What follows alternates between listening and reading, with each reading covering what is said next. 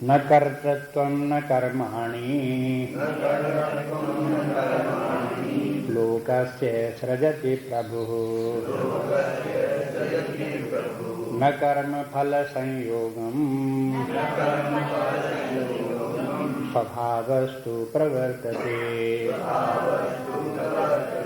नादत्ते कस्यचित् पापं न चैव सुकृतं विभुः अज्ञानेनावृतं ज्ञानं तेन मुह्यन्ते जन्तवः ज्ञानेन तु तदज्ञानं तेषां नाशितमात्मना तेषामादित्यवज्ञानं प्रकाशयति तत्परम् तद्बुद्ध्यस्तदात्मानः तन्निष्ठा तत्परायणा गच्छन्त्य पुनरावृत्तिम् ज्ञाननिर्धूतकल्मषा तद्बुद्ध्यस्तदात्मानः तन्निष्ठा तत्परायणा गच्छन्त्य पुनरावृत्तिम् ज्ञाननिर्धूतकल्मषा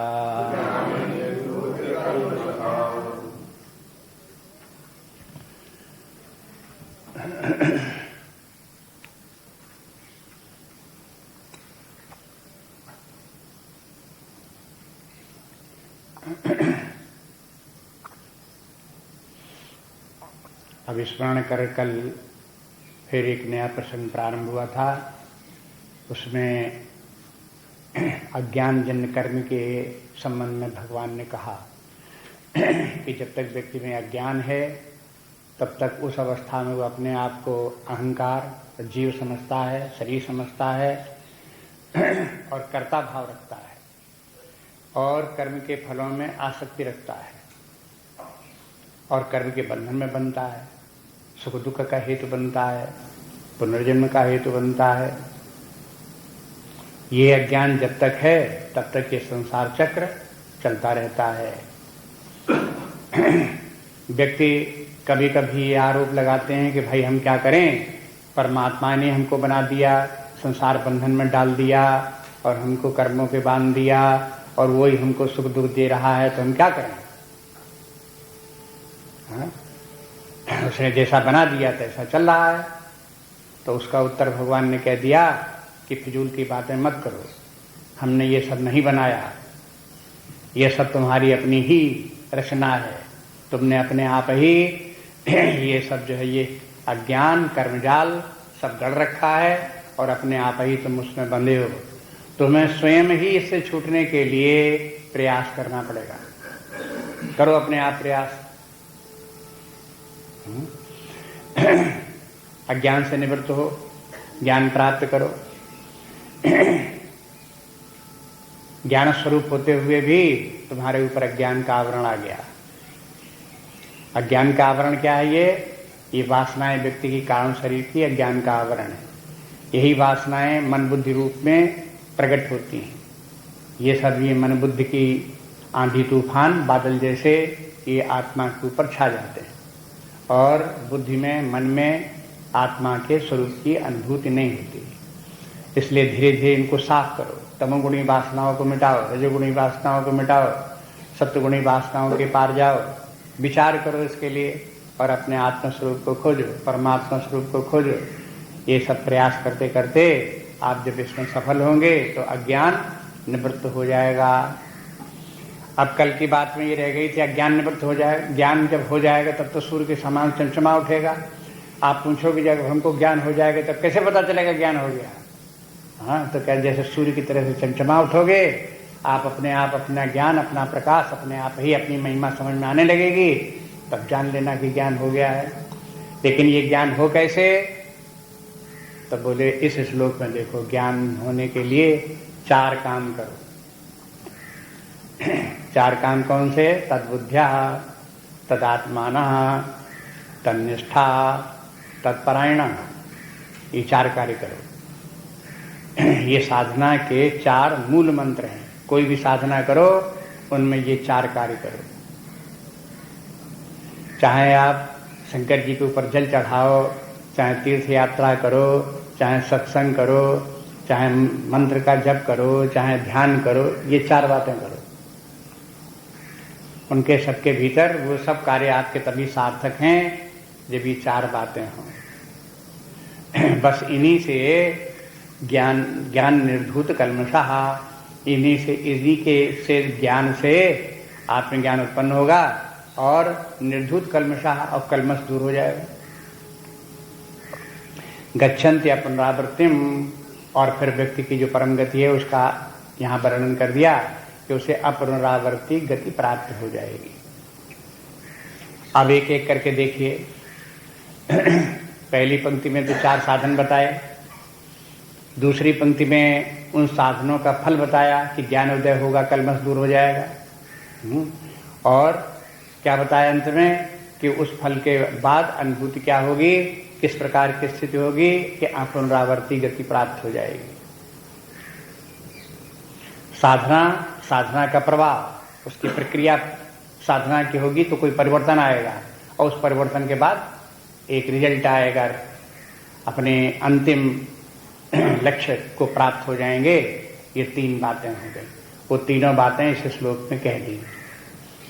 जो तद्बुद्ध्या तदात्माना तन्निष्ठा तत्परायणा करेगा उसी का कल्मष दूर होगा और उसी को पुनरावर्ती स्थिति प्राप्त होगी। नहीं तो अज्ञान बना ही रहेगा। देखो, अनादि अनंत का विचार किया जाता है वेदांत में। क्या अनादि है, क्या अनंत है? तो कहते हैं कि देखो, ब्रह्म अनादि अनंत है, माया भी अनादि अनंत है, अविद्या भी अनादि अनंत है, लेकिन इनका अनादि अनंत होना सबका अलग अलग प्रकार का है। ब्रह्म अनादि अनंत है तो अपनी सत्ता से सदा विद्यमान है, और वो हो कभी उसका विनाश नहीं होता। देश काल वस्तु अपरिच्छिन्न है, इसलिए वो हो अनादि अनंत है। देश काल वस्तु अपरिच्छिन्न, ऐसा जो हो वो हो अनादि अनंत है। अपरिच्छिन्न के माने क्या है? जो इनसे इनकी लिमिट में न हो, जो काल की सीमा के भीतर न हो, देश की सीमा के भीतर न हो, वस्तुओं की सीमा के भीतर न हो। ऐसी जो वस्तु होगी उनसे अपरिच्छिन्न हुई। ऐसा होने के कारण से ब्रह्म या आत्मा या परमात्मा अनादि अनंत है। माया भी अनादि अनंत है। ब्रह्म की एक अव्यक्त नामनी परमेश्वर शक्ति, उस परमात्मा की ये माया जो है वो हो शक्ति है। तो जब से ब्रह्म है तब से माया है, और ब्रह्म जब तक बना रहेगा तब तक माया का क्या होगा? है भाई, यही तो इसके माने माया भी अनादि अनंत है। लेकिन माया में एक बात और है, माया की अनादि अनंतता ऐसी है कि ये सृष्टि की रचना करती है और सृष्टि बार बार मिट जाती है, फिर बनाती है, फिर मिट जाती है, फिर बनाती है, फिर मिट जाती है। इसलिए माया की जो कृत जगत है ये नित्य नहीं है। देखो अंतर हो गया ना, ब्रह्म की अनादि अनंतता में और माया की अनादि अनंतता में अंतर हो गया। ऐसे ही अविद्या जो है वो भी अनादि अनंत है, लेकिन किस अर्थ में अनादि अनंत है उसको देखो। जब ये पूछें कि हमको अज्ञान हो गया, आत्मा का ज्ञान हमें नहीं है, तो अपने मन में विचार कब से नहीं है, तो आपको उत्तर मिलेगा कि कोई समय नहीं पता लगेगा। ये मिलेगा कि हमेशा से अज्ञान चला रहा है। इसके मारे हमारा ज्ञान जो है वो हो अनादि है। ये तो बात साफ है। ये तो हर किसी को अपने अनुभव से हो सकता है। आप अपने मन में पूछ लो कि हमें ब्रह्म का ज्ञान नहीं है, तो कब से नहीं है, तो उत्तर मिलेगा कि अनादिकाल से नहीं। आप ये नहीं कह सकते जैसे पैदा हुए तब से नहीं है। इसके माने क्या पिछले जन्म में था? अगर पिछले जन्म में होता तो इस जन्म में तो होना ही चाहिए था, तो चला कहाँ जाता? इसके माने पिछले जन्म में नहीं था, उसके पिछले जन्म में, उसके पिछले जन्म में है? आप ढूंढोगे तो पता लगेगा कि ये अज्ञान तमाम पिछले जन्मों से चला रहा है और अब भी चला रहा है। इसलिए अनादि है। लेकिन कभी कभी ये भी कह दिया जाता है कि ये अज्ञान अनंत है, अनंत माने सदा बना रहने वाला है। तो ये सदा बना रहने वाले का इसका एक अर्थ है, प्रयोजन है, उसको समझना पड़ता है।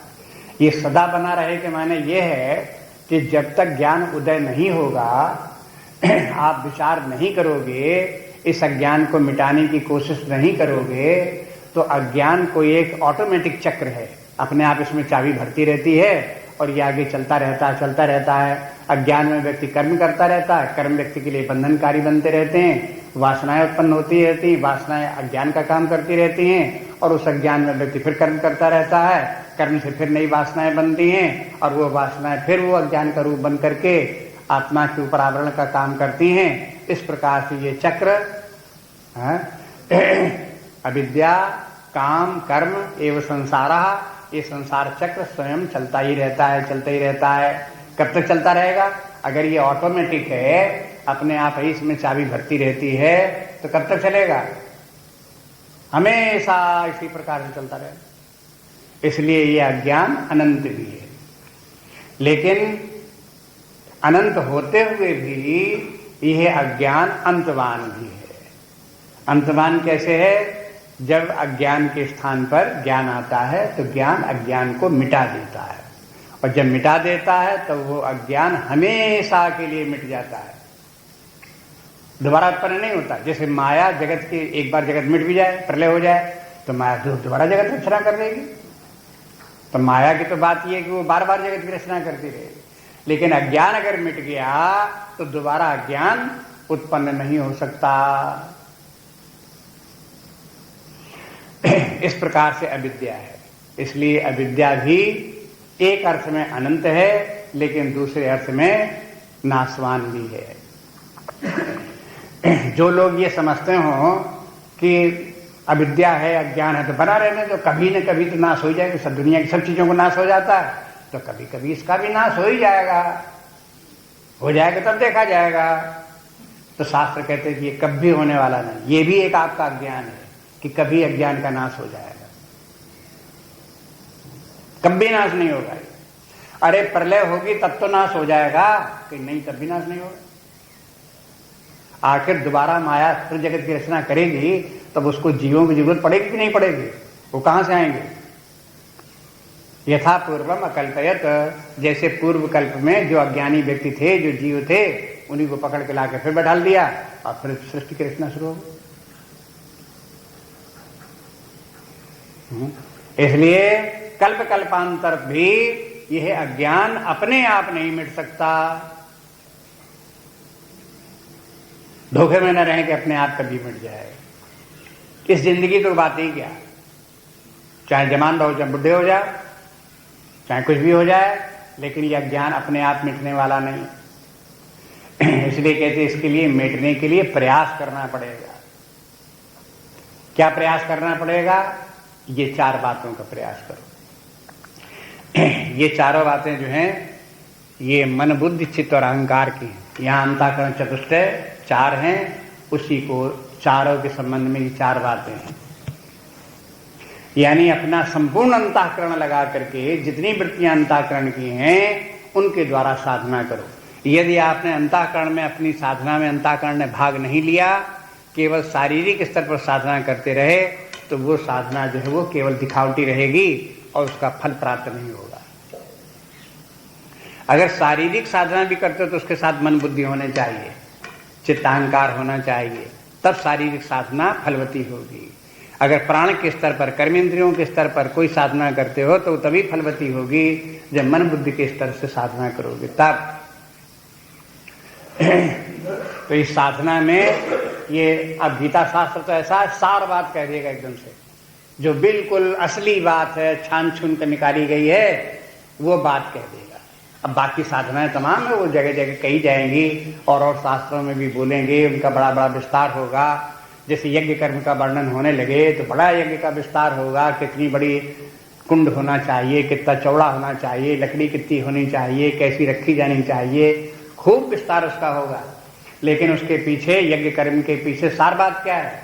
कि जो यज्ञ कर्म शारीरिक क्रिया कर रहे हो उसके पीछे मन बुद्धि को परमात्मा भाव में लगा करके रखो, तब आपका वो यज्ञ सफल होगा। वो कोई कुंड से और अग्नियों से यज्ञ सफल होने वाला नहीं है, आहुतियों से यज्ञ सफल होने वाला नहीं है। इसलिए यहां पर आप देखो कि यह 4 बातें जो हैं मन बुद्धि चित्त अहंकार की हैं। बुद्धि वाली पहली बात जो है वो तो बिल्कुल साफ है, तद बुद्धि ही।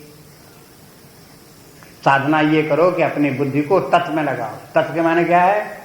पिछले श्लोक में देखो तत् के माने क्या है, 16वें श्लोक में अंतिम पद क्या है? तत्परम।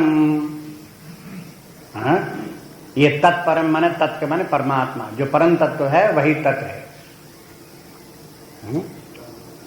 उस तत्परम में तद बुद्धि ही, उसी में अपनी बुद्धि लगाओ। आप जैसे दुनिया की खुराफातों में बुद्धि लगाते हो, उधर से हटा करके अपनी बुद्धि को परमात्मा में लगाओ। परमात्मा बुद्धि लगाने के माने उसको जानने की कोशिश करो। उपनिषदों के वाक्यों को सुनो, उनके अर्थ के ऊपर विचार करो। जैसा शास्त्रों में परमात्मा कहा गया है, ऐसा जैसे अन्य लोगों ने कैसे इसको जान लिया, वैसे क्या हम नहीं जान सकते? हाँ? उसी प्रकार से अपनी बुद्धि क्यों नहीं हमारी बनती, क्यों नहीं वो हमको ढूंढे मिलता? इस प्रकार से विचार करो, माने उसको अपना लक्ष्य उसी को बनाओ और लक्ष्य बना करके बुद्धि को उसी में लगाओ। तद बुद्धि। इसमें तद बुद्धि में वेदांत के अनुसार सार बात क्या है कि विचार करो। बुद्धि विचार करने का इंस्ट्रूमेंट है, और जब बुद्धि विचार करती है तब विचार से विवेक होता है, और जब विवेक होता है तब सत असत का विवेक होता है। असत अलग हो जाता है, सत अलग हो जाता है, और सत वस्तु जो है वो परमात्मा है, तत्परमात्मा है। उस सत में, उस तत् में अपने मन को, बुद्धि को लगाओ, बुद्धि को उसी में निवेशित करो। तो बुद्धि के माने क्या क्या कार्य हुए? विचार करो, विवेक करो, सत्य को ढूंढो, और सत्य ही तत् है ऐसा समझ करके बुद्धि को उसी में स्थापित करो। ये तो हो गया तद्बुद्धि। तत्परायण के माने क्या है कि उस तद्बुद्धि तदात्मानः, उसके बाद आत्मानः। ये बात हुई कि जो तत्व वस्तु है उसको अपने से भिन्न न माने रहो, ये कहो कि वही मैं हूं।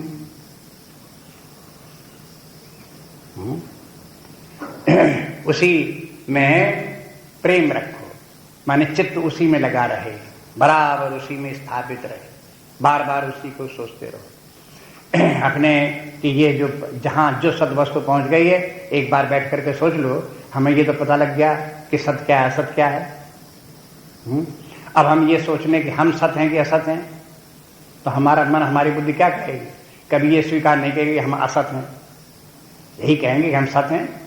सत्य कहना अच्छा भी लगेगा, प्रिय भी लगेगा, होना भी चाहेंगे और हैं भी। तो फिर इस सत स्वरूप आत्मा में ही, परमात्मा में ही आत्मभाव बना करके रखें। ये दूसरी बात हो गई। तीसरी बात ये हो गई तन्निष्ठा, उसी में निष्ठा। निष्ठा के माने ये है कि दृढ़ता उसी में होनी चाहिए। ये निष्ठा की चित्त उसी में लगा रहे। देखो, जब हम ज्ञान की बातें सुनते हैं तब ये बातें हम अपने मन से इनको ग्रहण करते हैं।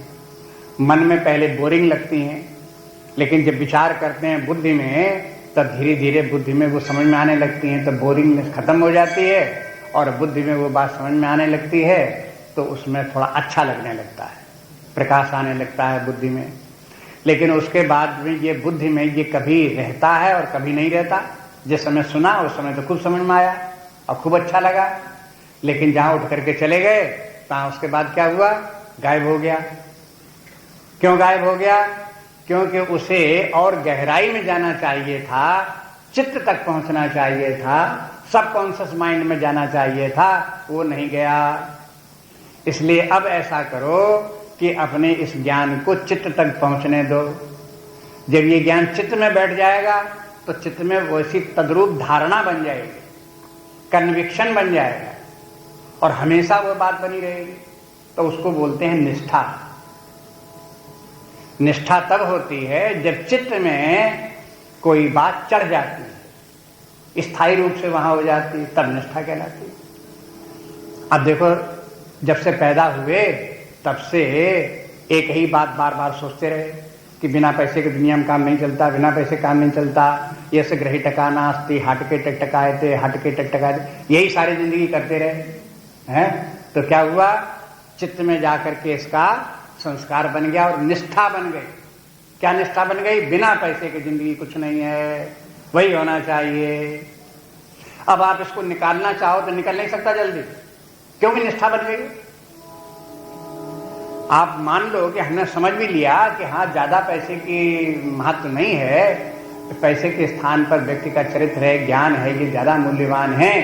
ये पैसे की उतनी कीमत दुनिया में नहीं। बहुत से लोग ऐसे हैं जिनके पास देला बेग भी नहीं है, केवल लंगोटी लगाए हैं, तो भी हम लोगों से उनका जीवन बहुत श्रेष्ठ है, बड़े आनंद में है, बड़े सुखी हैं, खाने पीने को भी मिलता है, पहनने को भी मिलता है, सब रहने मिलता है, जो चाहे सब प्राप्त होता है उनको।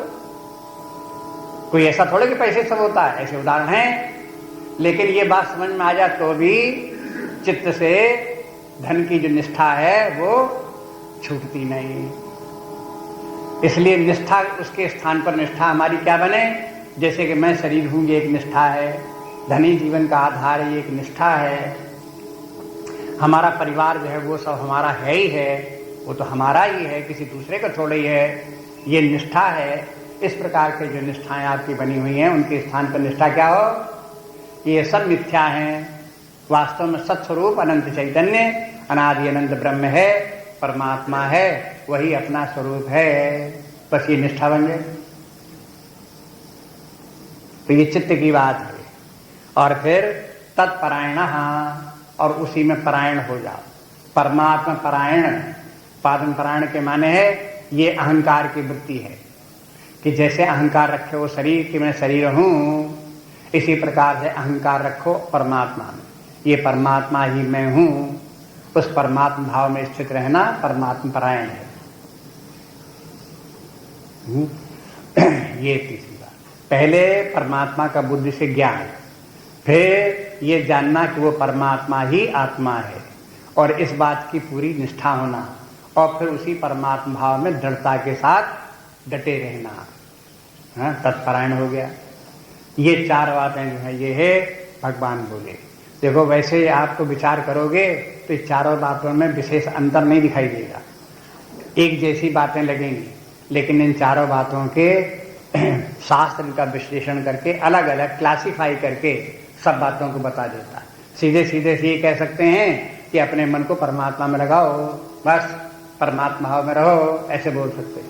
लेकिन उसको किस प्रकार से समझना चाहिए, इस चार भागों में विभाजित करके समझना चाहिए। ये ज्ञानियों के लिए भी ये आवश्यक है और भक्तों के लिए भी यही आवश्यक है।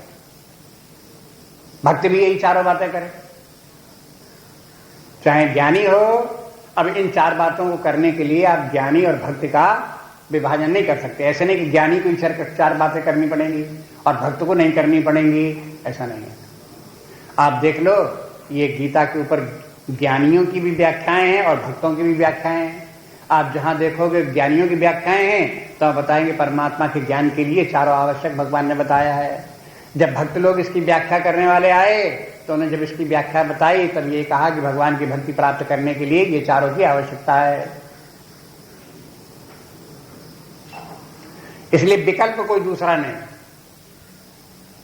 एकमात्र यही एक रास्ता है, इसके अलावा कोई दूसरा विकल्प नहीं। ये करना पड़ेगा। जब ये करेंगे तब ये करते करते करते करते ज्ञान एक ऐसी चीज, माने इसके माने अगली पंक्ति में जो ज्ञान निर्भूत कल्मषः, इन चार प्रकार की साधनाओं से ज्ञान उत्पन्न होगा, आत्मज्ञान जागृत होगा, आत्मज्ञान का प्रकाश प्रकट होगा। जब आत्मज्ञान का प्रकाश हो तब उससे क्या परिणाम होगा? कहते हैं कि निर्धूत कल्मषः, कल्मष धुल जाएगा, साफ हो जाएगा। अभी कल्मष क्या चीज है, साफ हो जाएगा। देखो, जब तक कल्मष साफ नहीं हुआ होगा, चित्त शुद्ध नहीं हुआ, तब तक कोई ये सब करेगा नहीं, न तद्बुद्धि होगा तो तात्मान होगा ही नहीं। हाँ? जब तक कि बुद्धि निर्मल न हो, रजोगुण दूर न हो, सत्वगुण न आवे, शांत चित्त न हो, निष्काम कर्मयोग न किया हो, कर्म संन्यास न किया हो, तब तक ये ज्ञान में मन लगेगा नहीं। न सुनने में, न समझने में, न ध्यान देने में। तो चित्त की शुद्धता तो पहले ही चाहिए, लेकिन अंतिम जो शुद्धता है वो शुद्धता है अज्ञान से निवृत्त होने की।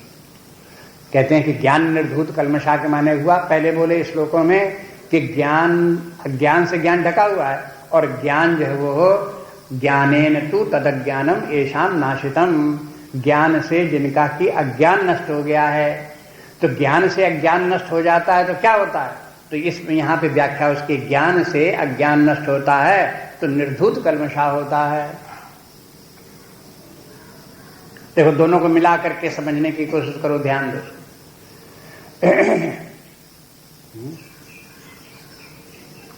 अज्ञानम नाशितम, ये अज्ञान क्या चीज है? यह कल्मष है। ज्ञान से अज्ञान नष्ट हो जाएगा, माने ज्ञान से कल्मष दूर हो जाएगा।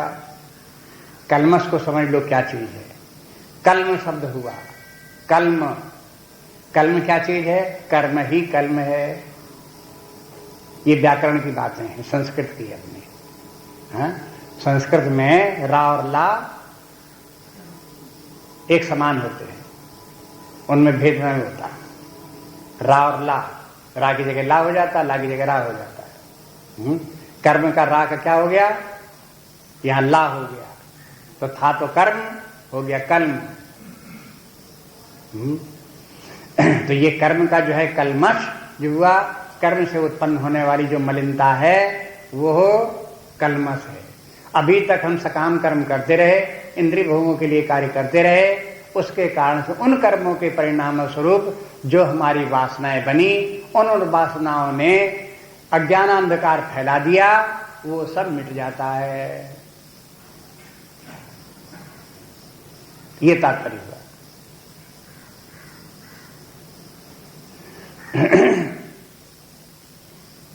आप कहोगे कि कैसे मिटे? अज्ञान आ गया तो अज्ञान मिटने का तरीका बता दिया भगवान ने। अज्ञान मिट जाएगा तो ये भी बता दिया, अज्ञान मिट जाएगा तो उससे क्या हुआ? कर्म साफ हो गए, वासनाएं साफ हो गई। वासनाओं का पर्त जो चढ़ा हुआ है, यही अज्ञान का काम कर रहा है। आत्मा नहीं दिखाई दे रहा, पर्दा हट गया, ज्ञान दिखाई देने लगा। वेदांत में ये बात खूब समझाई जाती है कि देखो ये ज्ञान जो है किसी वस्तु का निर्माण नहीं करता, किसी वस्तु की उत्पत्ति नहीं करता, किसी वस्तु को ये बनाता नहीं है, सृजन नहीं करता है। ज्ञान ऐसा कुछ नहीं करता। ज्ञान क्या करता है? केवल अज्ञान का निवारण करता है। एक काम बस उसका है, दूसरा कोई काम नहीं उसका। ज्ञान उदय होगा तो अज्ञान मिटेगा। जैसे प्रकाश उत्पन्न होगा, सूर्य का प्रकाश आ गया तो प्रकाश का क्या कार्य होगा? प्रकाश कोई ये थोड़े काम करता है कि वो भूमि बना दे, पानी बना दे, आकाश बना दे, सृष्टि बना दे, वर्षा ऋतु बना दे, ये कुछ नहीं करता। प्रकाश तो जो है वो केवल अंधेरे को मिटाने का काम करता। जहां प्रकाश हो अंधेरा मिट जाए बस। मान लो कि रात्रि है, अंधेरा है, हमारी आंखों के सामने अंधेरा छाया हुआ है। हाँ? अब प्रकाश उत्पन्न कर दिया, किसी ने टॉर्च जला दी, मोमबत्ती जला दी, बल्ब जला दिया, तो प्रकाश उत्पन्न हो गया। जब प्रकाश, वो प्रकाश क्या कार्य कर रहा है? जो हमारी आंखों के सामने अंधेरा छाया था, उसने अंधेरे को हटा दिया। क्यों? उस प्रकाश ने यहां पर टेबल मेज भी बना दी, बैठे हुए व्यक्तियों को भी बना दिया। ऐसा तो नहीं बनाया उसने प्रकाश ने, वो तो जहां थे वो उसी प्रकार हो गए। इसी प्रकार से ज्ञान जो है वो जो है वो दिखा देता है, और जो ढका हुआ है उसका ढका हुआ का आवरण हटा देता है बस। अब ये आवरण है क्या जो ढक रखे हुए हैं? तो उसका विस्तार इस प्रकार के है कि अज्ञान रूपी आवरण क्या है? ये हमारे ही कर्मों के द्वारा उत्पन्न हुआ वासनाओं का जाल है, जो कि हमें हमारे आत्मज्ञान को आवृत किए हुए और अज्ञान के समान। इसलिए तत्वबोध इत्यादि, आत्मबोध इत्यादि शंकराचार्य के ग्रंथों में जब आप पढ़ेंगे तो आप देखेंगे कि यह कारण शरीर क्या है। हाँ? तो कारण शरीर वासनात्मक बता देंगे। हाँ? ये बता देंगे कर्म का जाल है, कहीं बता देंगे ये अविद्याजन्य है, अविद्या रूप है। ये कारण शरीर ही अविद्या भी है, कारण शरीर वासना भी है। वासना क्यों है? क्योंकि कर्म से उद्भूत है। ये अविद्या क्यों है? क्योंकि यही वासनाएं आत्मा पर आवरण का कार्य कर रही हैं, इसीलिए इसी का नाम अविद्या भी है। इसलिए अब कर्म क्या चीज है? कर्म के भी आप जानते हो, एक तो कर्म किया जा रहा है क्रियमाण कर्म, एक संचित कर्म, एक प्रारब्ध कर्म। तो ये कर्म क्या है? ये कर्म ही संचित होकर के वासना का रूप धारण करते हैं। कर्म ही संस्कार बनते हैं, कर्म ही वासना बनते हैं, कर्म ही स्वभाव बनता है, कर्म ही प्रकृति बनता है। हाँ? तो इसके माने इन सबको एक कक्षा में रखो। कर्म, प्रकृति, स्वभाव, वासना, अविद्या, ये सब हाँ एक ही जाति के और उसी के पिता पुत्र हैं। कोई कारण है, कोई कार्य है। ये सब एक स्थान में, एक वर्ग में रखे।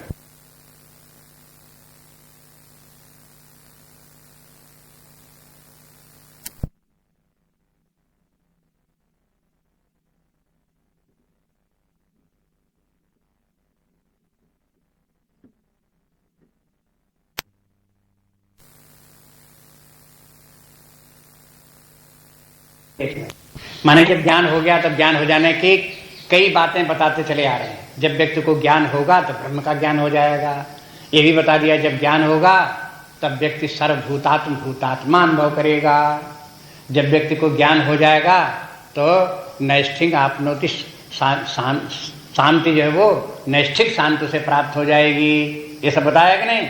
तो उसी में एक बात और जोड़ लो, जहां आत्मज्ञान हो गया, ब्रह्म ज्ञान, सर्वात्म भाव, नैष्ठिक शांति के साथ अपुनरावर्ती स्थिति प्राप्त हो जाएगी। अपुनरावर्ती स्थिति, ये अभी यहाँ 5वें अध्याय में अपुनरावर्ती स्थिति का नाम लिया, 6वें अध्याय में फिर आएगा, 7वें अध्याय में फिर आएगा, और 8वां अध्याय तो अपुनरावर्ती वर्णन करने के लिए पूरा अध्याय है ये।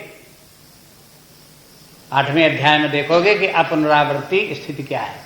एक पुनरावर्ती और एक अपुनरावर्ती। पुनरावर्ती मैंने लौट लौट के आ जाना, पुनः आवर्तन, लौट लौट करके आ गए, मरे फिर पैदा शरीर हो गया, मरे फिर शरीर मिल गया, मरे फिर शरीर मिल गया। ये पुनरावर्तन है। और ये पुनरावर्तन 2 प्रकार का, मरे नरक चले गए फिर शरीर प्राप्त हो गया, नरक चले गए लौट करके फिर आगे शरीर मिल गया, और मरे तो स्वर्ग चले गए, स्वर्ग से आकर के फिर शरीर मिल गया। ये दोनों पुनरावर्ती हैं। स्वर्ग नरक कहीं भी जाओगे लौट करके आ जाओगे, तो ये पुनरावर्ती स्थिति हुई। इसके बाद एक अपुनरावर्ती स्थिति है। वो स्थिति के न नरक में गए न स्वर्ग में गए, अपने स्वरूप में परमात्मा भाव में स्थित हो गए, और जहां स्थित हो गए तो फिर उसके बाद में पुनः जन्म मृत्यु का चक्र, संसार चक्र, फिर दुख क्लेश भय चिंता आदि का जितना जाल है वो सब का सब मिट गया। इसका नाम है अपुनरावर्ती स्थिति। तो गच्छन्ति माने अपुनरावर्ती स्थिति तक पहुंच जाते हैं। जैसे कोई नरक जाता है, कोई स्वर्ग जाता है, तो गच्छति कहलाएगा नहीं। नरकम गच्छति, स्वर्गम गच्छति, स्वर्ग जाता है, नरक जाता है, ऐसे ही बोले कि अपुनरावर्तिम स्थितिम गच्छति। वो अपुनरावर्ती स्थिति को प्राप्त हो जाता है, वहां पहुंच जाता है। लेकिन नरकम गच्छति तो शाब्दिक अर्थ है, स्वर्गम गच्छति शाब्दिक अर्थ है। लेकिन जहां अपुनरावर्ती करते हैं ये ब्रह्मम गच्छति, आत्मानम गच्छति, तो ये जो है गच्छति लाक्षणिक है। इसमें जाना आना कहीं नहीं होता। वो व्यक्ति अपने स्वरूप में स्थित हो गया, बस यही वहां जाना हो गया। अपने आत्म भाव में स्थित है, परमात्मा भाव में स्थित है, बस इस स्थिति आ गई। अब आगे के श्लोक देखिए। विद्या विनय संपन्ने ब्राह्मणे गविहस्तिने सुनिचैव स्वपाके च पंडिता समदर्शिना। विद्या विनय संपन्ने ब्राह्मणे गविहस्तिने सुनिचैव स्वपाके च पंडिता समदर्शिनः।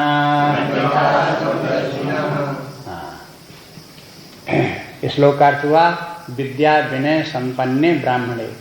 विद्या और विनय से संपन्न जो ब्राह्मण है उसमें, गवि गाय में, हस्तिनी हाथी में, सुनी चैव सुनी माने कुत्ते में, और स्वपाके च चांडाल में।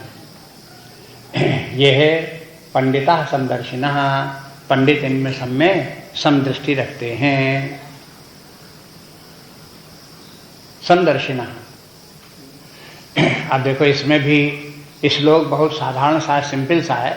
अगर पीछे जो प्रसंग चला रहा है उसके साथ अगर मिला करके देखें तो इस श्लोक का अर्थ बिल्कुल स्पष्ट है। लेकिन इस श्लोक को अलग से निकाल करके अगर रख दो, हाँ, पीछे के प्रसंग को जाओ भूल, तो आपको लगेगा ये तो बड़ी विचित्र बात है, ये हो ही नहीं सकता है। पहले अलग करके इसको देख लो, क्या समस्या है। एक बहुत श्रेष्ठ ब्राह्मण है, एक चांडाल है, पशुओं में कोई गाय है, हाथी है, कोई कुत्ता है। बोले कि देखो ये सब समान है, हाँ? तो कहते कहाँ समान है? सबकी साइज छोटी बड़ी है, अलग अलग है, सबकी बनावट अलग अलग प्रकार की है, सबके प्रयोग अलग अलग प्रकार के हैं, सबके प्रति हमारा जो व्यवहार होगा वो एक सा नहीं हो सकता। जैसे हम ब्राह्मण को प्रणाम करेंगे ऐसे चांडाल को नहीं कर सकते, जैसे हम हाथी के ऊपर सवारी करते हैं कुत्ते पे नहीं कर सकते, जैसे हम गाय की पूजा करते हैं ऐसे कुत्ते की पूजा नहीं कर सकते। आप कहोगे कि व्यवहार में ये सब अलग अलग है, और ये है समदर्शिनः, कोई हो ही नहीं सकता। समदर्शी जो होगा वो कुत्ते के ऊपर हाथी की तरह सवारी करने लगेगा, हाँ, तो पागल कहलाएगा। इसलिए कौन पागल होना चाहेगा? इसलिए समदर्शिनः हो ही नहीं सकता, ये शंका है। दूसरी बात ये हुई कि भाई कुछ लोगों ने ये कहा कि ये पारमार्थिक दृष्टि ज्ञान की बातें हैं, पंडिता शब्द प्रयोग किया। पंडित के माने जो ब्रह्मज्ञानी हैं, आत्मज्ञानी हैं, उनको पंडित कहते हैं। पंडित भी पारिभाषिक शब्द है गीता का। पंडित के माने पहले भी आ चुका, दूसरे अध्याय से सुनते आ रहे हैं। पंडित के माने कोई ये नहीं, किसी जात विशेष के व्यक्ति को पंडित नहीं कहते। पंडित के माने कोई भी व्यक्ति हो, किसी भी जात का, दुनिया में कहीं भी रहने वाला हो, लेकिन जिसकी कि वो बुद्धि जागृत हो गई जिसमें कि परमात्मा ज्ञान आ जाता है, उसको पंडित कहते हैं। बुद्धियां अनेक प्रकार की हैं, उनके अनेक नाम हैं। उनमें जैसे प्रज्ञा बुद्धि है, विवेक बुद्धि है, इसी प्रकार से एक बुद्धि का नाम है पंडा बुद्धि। अब पंडा शब्द व्यवहार में आकर के तो बहुत खराब हो गया। तीर्थ यात्रा में पंडा लोग होते हैं, और पंडा भी आदरणीय व्यक्ति हैं, क्योंकि वहाँ तीर्थ स्थानों में जाओ तो फिर वो तीर्थ की महिमा सुनाते हैं, आपकी सहायता करते हैं, और जहाँ जहाँ ले जाना होता है वहाँ ले जाते हैं, कार्य बहुत अच्छा कार्य करते हैं।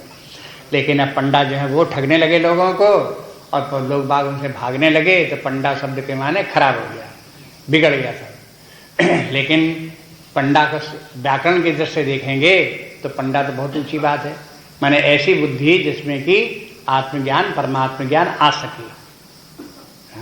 तो जब लोगों को ये पता लगे कि पंडित के माने तो ये है, तब कहें जो ब्रह्मज्ञानी तत्वज्ञानी हैं उनको फिर ये समदृष्टि आ जाती है। तो कैसे समदृष्टि उनको आ जाती है, तो वो भी बात समझ में आ गई, क्योंकि एक ही परमात्मा का बना हुआ सारा जगत है। सारे जगत के जितने भी प्राणी हैं उनका सबका मूल कारण, अधिष्ठान कारण एक परमात्मा ही है। इसलिए ये सब के सब ऊपर से भिन्न भिन्न प्रकार के होते हुए भी परमात्मा भाव से एक ही हैं। जैसे एक ही चीनी के बने हुए तरह तरह के खिलौने हों, चाहे उस खिलौने से घोड़ा बना दो, चाहे हाथी बना दो, चाहे गाय बना दो, चाहे ताजमहल बना दो, चाहे मंदिर बना दो, चाहे सिपाही बना दो, चाहे बुढ़ा बना दो, चाहे जवान बना दो, लेकिन है तो वो एक चीनी ही। तो चीनी से देखेगा उसकी तो समदृष्टि है, लेकिन रूपाकार देखेगा उसकी विषम दृष्टि रहेगी रहेगी। इसी प्रकार से कुछ लोगों ने फिर ये समझ में आ जाता है कि ब्रह्मज्ञानियों को तो सारा जगत ब्रह्ममय दिखाई देता है, इसलिए उस दृष्टि से तो समर्थ है, लेकिन व्यवहार में उनका भी समर्थ नहीं होता। व्यवहार में वो चांडाल से कुछ छूते नहीं हैं, और कुत्ते को दूर रखते हैं, और गाय की पूजा करते हैं, और ब्राह्मण के आदर करते हैं। ऐसे ज्ञानी व्यक्ति भी करते हैं। इसलिए यह व्यवहार में तो विषमता रहेगी, लेकिन ज्ञान में यह समदृष्टि आ जाएगी। ये दूसरा अर्थ हुआ, ये यहां तक पहुंच गए। और इतना समझना मुश्किल नहीं, हम आपको भी किसी को समझना मुश्किल नहीं है, हाँ? कैसा तो हो सकता है, कौन सी मुश्किल बात। अगर व्यवहार में विषमता मेंटेन रखी तो हमें कोई इतराज नहीं होगा, ज्ञान में समर्थ हो गया होगा, हो गया होगा। हमारा अपना जो अनुभव है, जो समझ हमारी है, वो हमारा अपना काम चल रहा है। लेकिन ये कहने लगे आगे चल करके कि ये जो ऊपरी विषमता दिखाई देती ये है ही नहीं, और व्यवहार नाम की भी कोई वस्तु नहीं है, नाम रूप भी कुछ नहीं होते हैं, व्यवहार भी कुछ नहीं होता है, सत्वरजस तमस भी कुछ नहीं होता है, एकमात्र ब्रह्म ही सर्वत्र है, उस ब्रह्म के अतिरिक्त और कहीं कुछ नहीं है। तो क्या अब नहीं समझ में आती बात? कैसे नहीं है? ये तो दिखाई दे रहा है ही है। ये आग्रह बना रहेगा। तो उस स्थिति को प्राप्त करने के लिए यहां भगवान कहते हैं कि ज्ञानी व्यक्ति ज्ञान निर्भूत कल्मषा होने पर जब अविद्या का आवरण हट गया तो आपको उदाहरण बता चुके हैं, उसको बार बार प्रयोग में लाओ।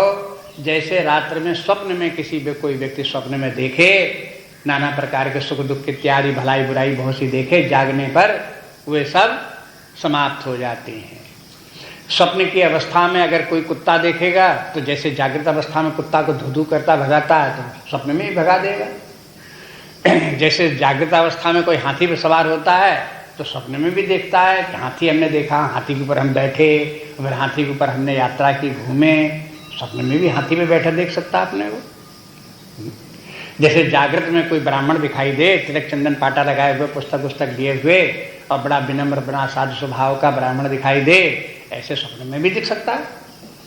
मान लो कि स्वप्न में जैसे ये सबके सब दिखते हैं तो आप उनमें विषमता, स्वप्न में विषमता रखते हो, क्योंकि आप जागृत अवस्था को नहीं जानते स्वप्न में। लेकिन जब जाग गए, स्वप्न समाप्त हो गया, तो अब आपको पता चल गया कि स्वप्न में ब्राह्मण था, वो उसी मेंटल स्टफ का बना हुआ था जिसका कि कुत्ता बना हुआ था, जिसका कि हाथी बना हुआ था, जिसका कि गाय बनी हुई थी, जिसका चांडाल बना हुआ था। ये सब के सब स्वप्न में जो थे वो किस स्टफ के बने हुए थे? हमारे मेंटल स्टफ के बने हुए थे। इसलिए उनमें जागने पर आप कौन सी विषमता का भाव रखोगे? नहीं रख सकते। इसी प्रकार से जो व्यक्ति अपने आत्मज्ञान की अवस्था में, ब्रह्म ज्ञान की अवस्था में आ गया, जो पिछले श्लोक में बता दिया था गच्छन्ति अपनावृत्तिम ज्ञान निर्भूत कल्मषाः, ये जो स्थिति आ गई है उसकी पहचान ये है, वो अपने आप अपने अंदर में ऐसे समत्व भाव को प्राप्त दिखेगी। इसे समत्व योग कहते हैं, समत्व भाव कहते हैं। ये ज्ञानी की अंतिम दृष्टि है। आप गीता में देखेंगे बहुत जगह ये बात आती है। यहाँ पर ये श्लोक दिया है समत्व योग के संबंध में, आगे 6वें अध्याय में फिर भगवान देंगे समत्व योग का। 6वें अध्याय में अध्याय का प्रारंभ ही समत्व योग से प्रारंभ होता है। ये समत्व योग को आप समझना तो आप देखोगे कि जहाँ 7वें 8वें 9वें श्लोक में जहाँ ध्यान के वर्णन भगवान प्रारंभ करते हैं, उसके पहले कहते हैं कि इस ध्यान के द्वारा व्यक्ति को समत्व प्राप्त हो जाता है। और फिर जब ध्यान की प्रक्रिया सब बता देंगे, अध्याय समाप्त होने लगेगा, तब फिर बता देंगे कि जिनको ये ध्यान करते हुए आत्मज्ञान ब्रह्म ज्ञान प्राप्त हो गया, उनको समत्व भाव प्राप्त हो जाता है। इसलिए ये समत्व भाव जो है गीता में यही नहीं, दूसरे अध्याय से लेकर अंत तक दिया हुआ एक छोटी सी पुस्तक हमारी समत्व योग नाम की है, आप उसमें देखो। उसमें गीता भर में जहाँ जहाँ भगवान ने समत्व भाव का वर्णन किया है उसको आप एक जगह उसमें इकट्ठा करके देख सकते हो। ये प्रसंग जो है महत्वपूर्ण, ज्ञान की दृष्टि से महत्वपूर्ण है। ज्ञानी व्यक्ति की कैसी दृष्टि हो जाती है, उसमें समत्व भाव कैसे आ जाता है, उसको आप एक दृष्टि से देख सकते हो। इसलिए कहते हैं कि ये व्यवहार में आप जब तक व्यवहार है कब तक, ये आपको कल बता चुके हैं, परसों बता चुके हैं। जब परमार्थ व्यक्ति को प्राप्त होता है तो परमार्थ में ही यह व्यवहार का बाद होता है, निवृत्ति होती है। जैसे स्वप्न की निवृत्ति जागृत में ही होती है, जैसे प्रातिभाषिक सत्य की निवृत्ति व्यवहारिक सत्य में ही होती है, ऐसे ही व्यवहारिक सत्य की निवृत्ति पारमार्थिक सत्य में ही होती है। ये बात बता चुके हैं। उसी प्रकार से यहाँ देखो, माने जब व्यवहारिक जो सत्य है उसकी निवृत्ति, माने ये भेद जो है वो तो व्यवहारिक सत्य है, लेकिन इस व्यवहारिक सत्य की निवृत्ति होती है, माने इस भेद की निवृत्ति होती है कब? पारमार्थिक ज्ञान में। जहाँ परमार्थ ज्ञान उदय हुआ तो उस ज्ञान में फिर ये सब भेद नहीं रह जाते। कभी आप बैठ करके वैसे भी कल्पना कर लो, दूर की कल्पना, मान लो कि ये शरीर तो है सो है, लेकिन मान लो कि ये शरीर समाप्त हो गया, हमने शरीर छोड़ दिया और इस शरीर से निकल करके हम दूर खड़े हो गए, कमरे से बाहर खड़े हो गए, या कहीं पहाड़ पर खड़े हो गए, या कहीं आसमान में खड़े हो गए। वहां से देखो इस जगत को, आप कैसा दिखाई देता है आपको?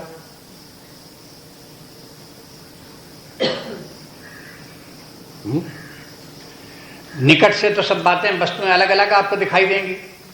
जब आप दूर से इन वस्तुओं को देखोगे तो देखोगे ये सब दूर दूर वाली वस्तुएं, नाना प्रकार की वस्तुएं मिलकर के एक भिंड बनने लगी हैं। उनका सबका जो है वो भेद मिटने लगा। और फिर उस दृष्टि से देखोगे कि हमारा इनसे कोई संबंध नहीं, शरीर समाप्त, शरीर के साथ इनका सबका समाप्त, तो आपको फिर वो सब कैसे दिखाई देंगे? उनका भेद कोई महत्वपूर्ण नहीं रह जाएगा। होगा भी, दिखाई भी देगा, तो उनका कोई महत्व आपके पास नहीं रहेगा। इसीलिए कहते हैं ज्ञान की दृष्टि में व्यक्ति की ज्ञान ऐसा होता है। ज्ञान का परिचय कराते हैं कि देखो धीरे धीरे समझो, ज्ञान का स्वरूप ऐसा है। अगला श्लोक एक और देखो। यही वैरिजिता सर्गो येषां साम्ये स्थितं मनः निर्दोषं हि समं ब्रह्म तस्मात् ब्रह्मणि ते स्थिता। यही वैरिजिता सर्गो येषां साम्ये स्थितं मनः निर्दोषं हि समं ब्रह्म तस्मात् ब्रह्मणि ते स्थिता।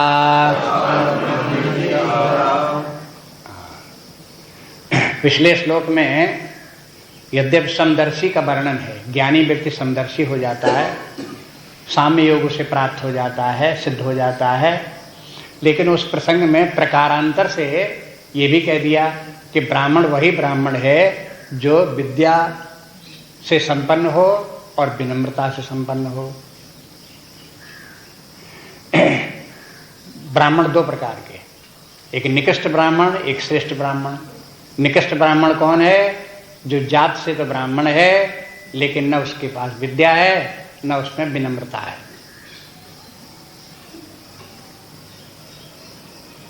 हो गया निकृष्ट ब्राह्मण। ब्राह्मण है निकृष्ट ब्राह्मण। जैसे लोग बात अरे धाकर फाकर है, ऐसे बोलते तो मैंने निकृष्ट ब्राह्मण है। तो ऐसे निकृष्ट ब्राह्मण कौन है?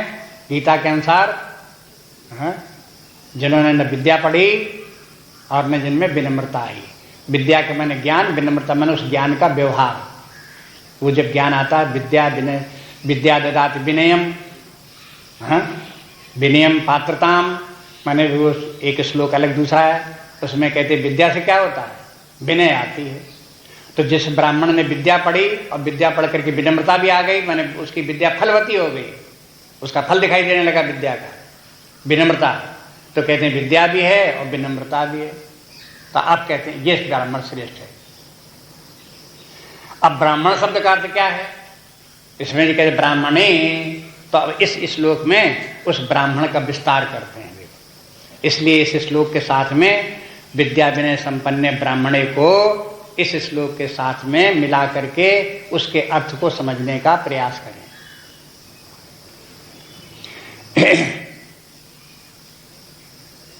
कहते हैं वे जो हैं वो यही वैरिजिता सर्गा, जिसको ऐसी समदृष्टि प्राप्त हो गई उसने सारे जगत को जीत लिया।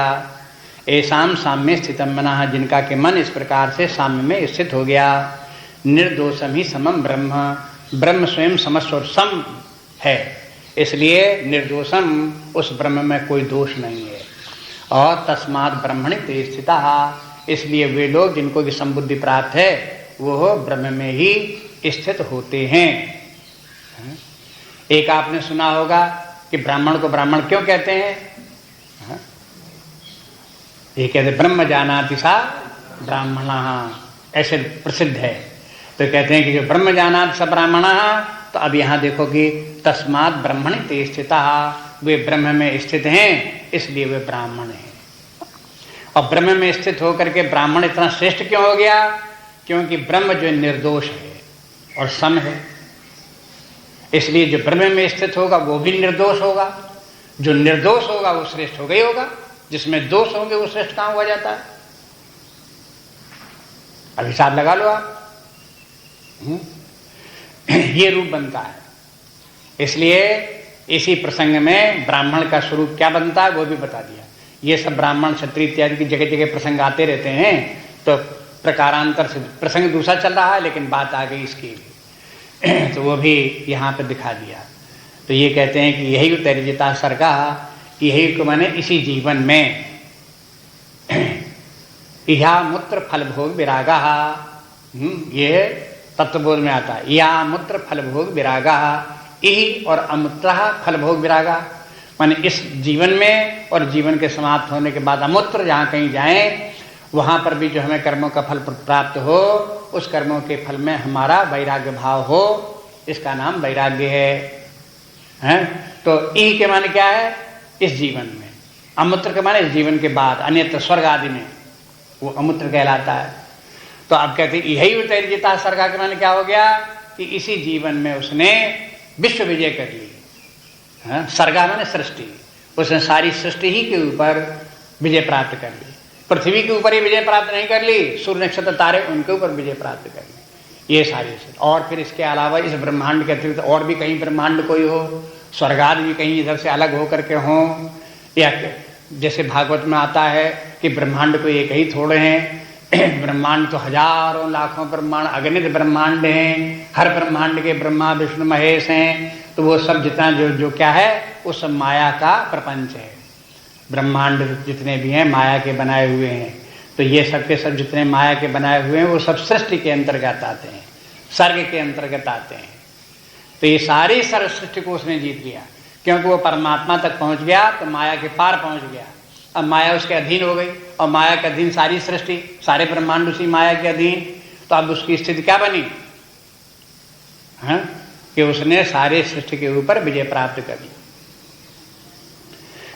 यही तैर्जिता सर्गा, ये बात। अब ये उसकी महानता है। जिता सर्गा कि मैंने व्यक्ति सारे जीवन विजय प्राप्त करने की कोशिश करता रहता, राज्य प्राप्त कर लो और राज्य बढ़ा लो और भूमि बढ़ा लो और धन बढ़ा लो, तो ये उसकी उपलब्धियां होती रहती, विजय होती रहती जीवन में। लेकिन अंतिम विजय क्या कि बोले परमात्मा को प्राप्त कर लिया, परमात्मा भाव में स्थित हो गए। यही तैर्जिता सर्गा। ऐशाम साम्य स्थितम मनः, किनका उन्होंने ये विजय प्राप्त कर ली? जिनका कि मन साम्य भाव में स्थित हो गया। अभी साम्य भाव तो पिछले श्लोक में बता ही दिया और पहले बता दिए, जिनका कि कलमश मिट गया, ज्ञान उत्पन्न हो गया, ये समस्त सृष्टि नाम रूपात्मक जगत मायाकृत दिखाई देने लगी, स्वप्न के समान प्रतीत होने लगी, एकमात्र ब्रह्म ही सत्य दिखाई देने लगा, तो साम्य भाव में आ गए। तो ऐसे साम्य भाव में रहने वाले साम्य स्थित मना वो हो सारी सृष्टि के ऊपर प्राप्त कर लिए। और फिर वो क्या हुआ? निर्दोषमी समम ब्रह्म।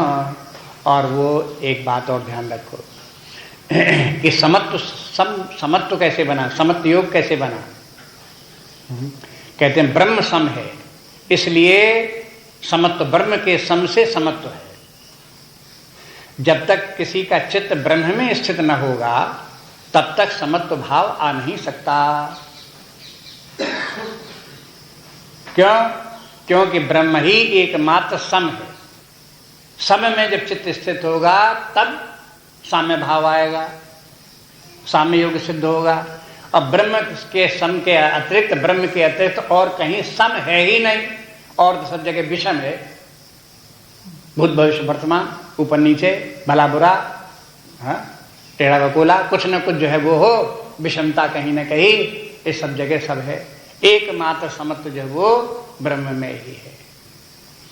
और जहां विषमता है तो आप विषम शब्द का अर्थ जानते हो, जहां विषमता है वहां समता नहीं, विषमता है। और जहां विषमता है तो वहां तमाम तरह की झंझट है, लड़ाई झगड़ा है, मारकाट है, भला बुरा है, ये सब विषमता में आएगा। इसलिए बोले कि देखो वो हो जिनको के सामने भाव प्राप्त हो गया है वे सम में स्थित हो गए, और सम एकमात्र ब्रह्म ही है, उसमें स्थित हो गए। तो ब्रह्म का सम होना और समत्व में ही ब्रह्म भाव का ज्ञान होना, उसमें होना, और फिर उसमें निर्दोषता होना, ये भी समझ लो। विषमता में निर्दोष है और समत्व में दोष कोई नहीं।